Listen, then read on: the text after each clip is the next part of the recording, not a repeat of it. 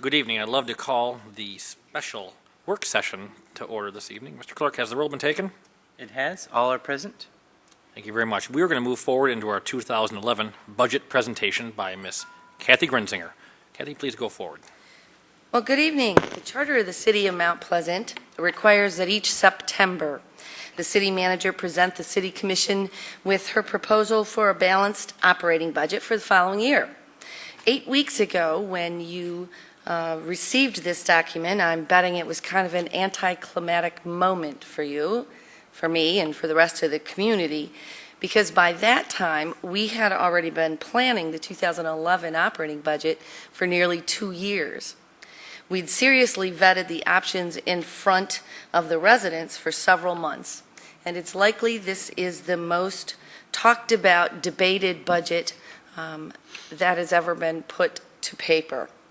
The proposal we'll be studying for the next few weeks, therefore, contains very few surprises, but it does remain important that we discuss the details so that the community has another opportunity to examine the services and project priorities that we're recommending. Tonight, we'll touch on several aspects of the budget proposal in fairly succinct ways. I will cover where we began. Ms. Ridley will go into some detail of where we are. I'll lay the groundwork for where we might be headed, and finally, we'll remind you of the steps that must be completed prior to the end of the year. So let's begin at the very beginning. Since Michigan's downturn began affecting local communities, we in Mount Pleasant have been analyzing our costs, modeling our expenditures and revenue trends. We have been preparing. We increased our savings, we pushed process improvement efficiencies, and worked with our employees to hold down cost. Our projections told us that by 2011, we expected our annual revenues and expenditures to be about $1 million out of whack. Even with a problem that large, we knew that any solution needed to protect and maintain our infrastructure, uphold the public safety and our sense of security, preserve our unique sense of place, and help us grow our way out of Michigan's malaise. To ensure we could weather our storm and emerge healthier and stronger, we needed a multi-pronged approach that would change our structure and would involve cutting expenses, reducing services, reallocating our spending, and adjusting our fees to more truly cover the cost of programs. Concentrating all of our efforts in any one of these areas exclusively would inevitably slow down any recovery. By June of this year, we had already reached a general agreement about what this budget might look like. Ms. Ridley is prepared to refresh your memory of the critical changes that are involved in the proposed 2011 operating budget. The budget is presented to you incorporates the tentative plan that was developed through June of this year. You may recall when we wrapped up the work sessions at that time, you had settled on just over $960,000 in changes, which left us just short of our $1 million target. And we had also agreed, though, to put $60,000 into the capital fund so that our starting basis was always 1.5 mils for capital funds. That left us in June expecting to use $100,000 from the surplus savings account to balance the 2011 budget. Staff spent the summer putting together the tedious details of each revenue projection and each cost center. The end result was a budget presented to you that utilizes $117,000 from the surplus savings account, so our numerous estimates ended up being fairly close once everything was put to paper. This document should look familiar to you and to the public, as it is what we used to inform the public about the proposals prior to the June town hall meeting. The next part of my presentation, you're going to begin thinking, I've heard this before, and you're also going to say, I've seen this before, and you will have, because much of it is what we used in June, but we thought it important to repeat some of it because there are some significant impacts to the services provided. The first prong in our effort was operational changes. These changes affect how we conduct our business processes, but have little to no impact on our residents. They're comprised of reduction in some of the staff overtime and postage costs, savings on utilities and building infrastructure, changes to the vehicle fleet, and a reorganization of the information technology internal services. The second part of the approach was the reallocation of revenues to support operations. The plan included that some funds from the capital improvement millage be reallocated into general fund operations. This still left us $600,000 per year for infrastructure repair and replacement, but has us focusing more so on maintenance as opposed to new. The reduction in the tax increment finance authority captured dollars in our University Park District by 10% was also incorporated. Similar to the capital improvement millage, these funds are used to initiate capital improvement projects within the designated district. Shifting these funds results in a greater focus on infrastructure. The third prong included various fee increases that we've talked about. The price of garbage bags and tags will be increased by 50 cents, and this will bring the price per bag or tag to $2. When the program was initiated, it was always intended that the price would cover the cost of the service of waste collection to encourage greater recycling. The last increase was in 2001, and the millage for processing recyclables has been subsidizing waste pickup since 2006. This fee increase will make the program self-supporting again for waste pickup. The second increase was in parking meter fees, which you've already approved. This brings the rates in line with what CMU is charging around the campus. And we also installed 40 new meters on Bellows and are sharing those revenues with CMU. Please remember, though, that during 2011, we will be considering placing additional meters in other areas around the campus. The last increase for rental housing licensing fees was in 2005, and this increase will be at 10% across the board in 2011. This fee is required for all rental property owners within the city and covers the costs related to inspections for housing licensing code compliance. Roughly half of all registrations for recreation programs are by non-residents. By increasing the non-resident fee, the taxpayer subsidy for recreation programs will be reduced. The actual revenue, of course, will be dependent on registrations. We review recreation fees every year, but specific larger increases will be recommended to the non-resident fees for 2011. The service changes included the following. By changing the way we pick up leaves, we can reduce the workload of the street department. These changes are already being implemented yet this fall. Reductions in public works impacts how snowplowing around the city will take place. These changes will include, as the slide says, only snowplowing on overtime when there's more than 4 inches of snow. Reductions in the building safety department mean that 2 full-time positions were eliminated and an on-call inspector has been contracted for. We may not be able to accommodate walk-in customers for building plan reviews, and same-day inspections may not be possible. It will take longer to issue building permits, and it's possible that responses to code complaints may be delayed. Not all of this has been implemented yet at this point in time. In the fire department, 1 full-time position in the fire prevention office was eliminated, along with 1 on-call first responder. The expected result of this is that commercial inspections may be delayed and new construction plan review may take longer. Rental housing complaints may be delayed in their resolution. And public education and prevention programs were greatly reduced. In the police department, overtime was reduced and 1 position in the Detectives Bureau has been eliminated. The impacts to the community include some crime investigation will need to be absorbed by the patrol officers, and therefore investigation of major crimes will compete with pending calls for services, and fewer community partnerships may exist. By eliminating 1 position and reorganizing the police records functions, you will notice that the office hours at public safety have been reduced on the weekends. Many seasonal positions have been eliminated in the Parks and Recreation Department, which means several programs with low participation will no longer be offered in 2011. These programs were listed on the screen. As you also recently heard, the new recreation manager recently started, so a review of staffing and programming offered by the city continues, and if additional programming changes are needed, we will inform you. Reductions in the assessing department by one position mean that the office is likely to be vacant during some times of the year, and some inspections are being conducted by an on-call inspector. That's the end of the repetition part, so if you were starting the days off, you need to pay attention again.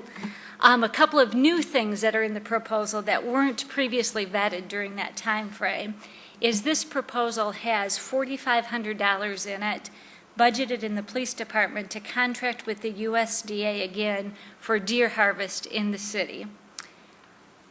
To continue to impact the size of the herd, it was recommended that this needs to be an annual event. The planning department budget includes $25,000 for assistance with updating the master land use plan, which the city is required to do every 5 years, but this expense will not exist after 2011. One thing you will not see in the proposal is any recommendation for changes to the water and sewer rates. Even though we've been dealing with declining flows in both of those areas, so far we've been able to deal with those by focusing on the expenditure side of those budgets.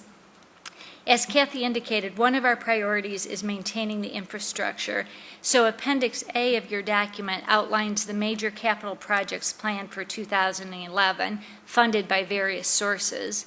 This screen gives you some picture of some of the major projects that will occur during 2011 with the capital dollars we still had available.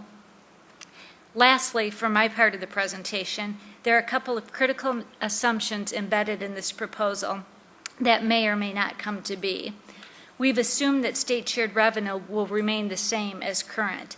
This can be impacted by the state budget, sales tax projections, and the census results.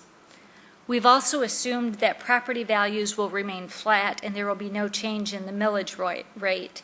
We won't know property values, as you're well aware, until March after Board of Review. We've continued to assume funding will be received for our major programs of the Youth Services Unit and PEAK. But from a bottom line perspective, where do we expect to be? As previously indicated, the operational revenues are less than expenses by $117,000, which will come out of the surplus savings account. Our best guess today, as we look 14 months into the future, which is a long time away, is that at the end of 2011, our surplus savings account will still be sitting at $200,000. The rainy day fund will still be funded at $1.7 million, which is 15% of our operations. And the economic development fund will be dependent on the commitments made, so there still will be some flexibility at the end of 2011.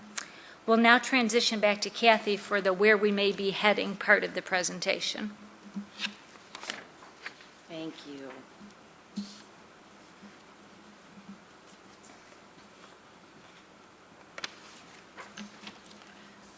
As we move through 2011, we will constantly be fine-tuning and clarifying the projections that will make up the revenue and cost centers housed in the proposed budget. You'll be asked to react to those adjustments at least twice in the amended budget process during the next year. On top of that, we expect this Commission and the community will face issues and questions throughout the year that are not currently incorporated in this operational plan. In our brand of local government, we have learned to expect the unexpected, and we've already gathered 5 unaccounted fors on our list. Within the next few weeks, we will present an analysis to the Commission to refinance the debt on the public safety building. If the market for municipal bonds stays as attractive as it currently is, we can reduce our annual cash outflow by approximately $10,000 a year. Later this month, we'll receive a recommendation or a report from Prying Newhoff. We contracted with this Grand Rapids firm to do a thorough review of our engineering, bidding, and inspection procedures and to recommend some industry best practice standards. What was once a 2 mil capital improvement millage is now planned to be a 1.5.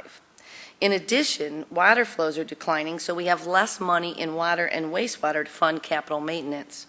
But our streets, underground lines, sidewalks, parks, and buildings still require maintenance and upgrades. It's critical, therefore, that we spend every capital improvement dollar we have in the most efficient manner possible. An external review will help us determine the options available for us to do that. Because we have not received the report yet, I'm unprepared to make any projections as to whether a change in budget allocations will be included in any plan to move forward. I do suspect we'll be looking at some internal operational changes, however. Early in 2011, we will receive the census count numbers for the next decade. The new numbers could affect the city and its planning in numerous ways. For this discussion, however, our primary concern centers around how the state revenue distribution formula could be affected if our population falls. By mid-April, which is just 5 months away, the City Commission will need to make a decision regarding the possible purchase of the Mount Pleasant Center property from the state of Michigan. Within the next few months, we will begin presenting data we have gathered about that property to the Commission and to the public so you may make the most informed decision possible. In the meantime, please let your neighbors know that sound off is not a source of factual data. Before any decision is made, the City Commission will need to review the reasons for such a purchase, the potential uses, and of course, the anticipated costs. Undoubtedly, the Commission will also want to know about options to cover both immediate and long-term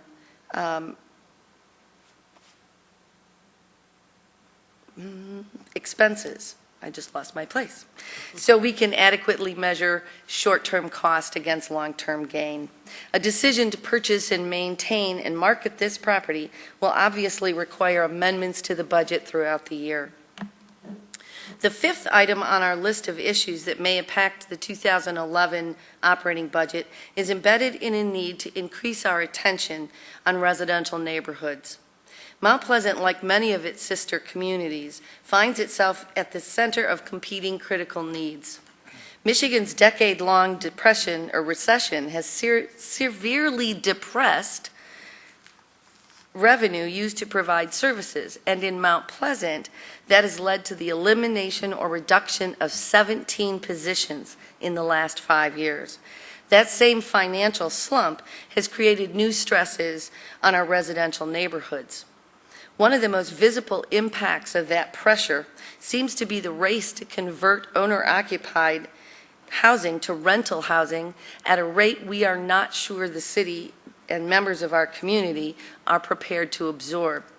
In the last 2 years alone, we have seen 84 properties added to the rental housing licensing program list, many of which had previously been single-family owner-occupied. What this means is that at the very same time, resources need to be expended on the question of neighborhood strategies. There is no program funding available or personnel hours to devote to the issue. In an attempt to uncover all of our possible resources, we've been in contact with officials from the U.S. Department of Housing and Urban Development on options to reuse funds from a 1980s Housing Development and Action Grant, a HODAG grant. We're hopeful that based on the agency's revised mission of neighborhood-based housing and owner assistance, that we will be allowed greater latitude in using those funds to impact existing neighborhood issues. The final issue on our list is not nearly as daunting as how to prop up the residential character of our community. In the 2011 operating budget contains funding for 10 less positions than did the 2010 budget. One additional unexpected vacancy occurred that we have not yet filled.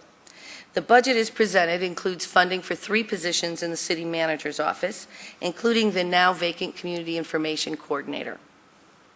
In light of all the other reductions that have occurred and are planned, it seems appropriate that we have some additional discussion about the functions in the city manager's office and the options that may exist before we move forward in filling that position. Now I expect you're asking yourself, hey, I thought she told us if we worked really hard all through the summer, we'd be pretty much done with this budget. Now they've told us that we may have to adjust during the year because the state's payments may change. We can't be certain about the property values until March, and there's going to be even more changes throughout the year that may shift what we've already decided, including 6 issues that are already in the pipeline. But wait, there's more. We already have our sights set on 2012. So here's where we think we're heading, part 2. If nothing were to change on the revenue or expense side, our initial projections indicate that regular, ongoing annual income will be about $50,000 behind anticipated expenditures. We already know that the police budget will require an infusion of approximately $100,000 to retain the same staffing because the one-time savings account will be depleted at the end of 2011, which means that the starting line for the 2012 planning process is $150,000 in the wrong direction. Now, certainly, as Nancy said, 14 months is a long time out into the future, and certainly some things can change between now and then. Some of them are good, and some of them are not so good. We're seeing some concrete results from our economic development blueprint work, and private sector investments have steadily increased over the last 12 months. So as they continue to grow, so will our revenue. The real estate market in mid-Michigan shows some signs of pulling out of its skid and stabilizing. Sale numbers and prices are showing some positive signs.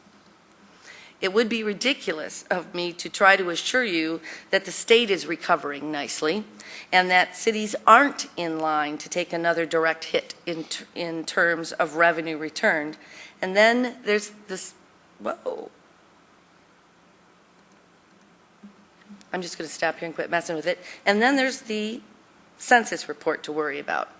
So even if we continue to build our property tax value base through redevelopment in the next 2 years, we will likely start 2012 behind. Oh, there it is. As the Commission and the community look ahead to another 14 months, the options become much more limited than they were last year. They might include complete elimination of non-mandated services, sale of assets, maybe the airport or parkland, reduction in high cost and high service areas such as police and fire, increased millage rates or fees, depletion of the surplus savings account, or dipping into the rainy day fund. Before we get too much farther ahead of ourselves, however, let's come back and review what must be completed by your last meeting in December to move the 2011 budget forward. The Commission has already set the date of November 22nd, which is our next meeting, to give the public an opportunity to weigh in on the services and programs proposed. A work session will be held in conjunction with that same meeting to give the Commission a chance to discuss the proposal in greater detail, review information that might be requested over the next week or so, and to ask additional questions. The Commission may hold that session before or after the regular meeting, depending on your desires. On December 13th, the Commission will consider the resolution to set fees for next year, as were discussed throughout the budget planning process. The Commission has 2 meetings scheduled for December, the 13th and the 27th. The Charter requires approval of a balanced budget prior to your last meeting in December. The Commission may approve the budget at one of these meetings or set another special meeting during the month. The budget is passed by a formal resolution that must be prepared prior to the meeting at which the vote is expected. So we will use the discussions held at the work session to gauge on how to prepare the language of the resolution that will be presented for your consideration. As is always the case, this presentation will be replayed on cable channel 96 and will be added to the city's website so residents can familiarize themselves with the budget plan. In addition, copies of the budget itself can be accessed through the same website or borrowed through Veterans Memorial Library or the city clerk's office. For the next 5 minutes or so, Nancy and I stand willing to take your questions. Thank you. Thank you for that presentation. Commissioners, any questions in these 5 minutes that we have before we go into regular session? Obviously, we'll have some coming up as we get closer to approving the budget. I thank you for bringing us back in line and bringing those memories back to us again as well. Commissioners, we'll take a quick recess here. We'll start back up at 7 o'clock for our regular meeting.